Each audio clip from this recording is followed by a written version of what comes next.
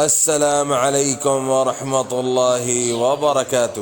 بسم اللہ الرحمن الرحیم، نحمده ونصلی علی رسولہ الکریم، اما بعد۔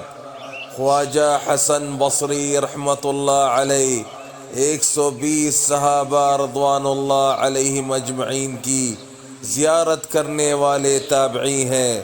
اتنے بڑے تابعی ہیں، ان کی اماں حضور صلی اللہ علیہ وسلم کے گھر میں نوکرانی تھیں۔ محدثین لکھتے ہیں کہ ان کی اماں حضور صلی اللہ علیہ وسلم کی زوجہ مطہرہ اور ہماری ماں حضرت ام سلمہ رضی اللہ عنہا کی نوکرانی تھی۔ جب یہ پیدا ہوئے تو ان کو لے کر حضرت عمر رضی اللہ تعالی عنہ کی خدمت میں حاضر ہوئیں اور عرض کیا کہ یا امیر المؤمنین، اس بچے کی سنت ادا کر دیجئے، یعنی کچھ چبا کر اس کے منہ میں ڈال دیجئے۔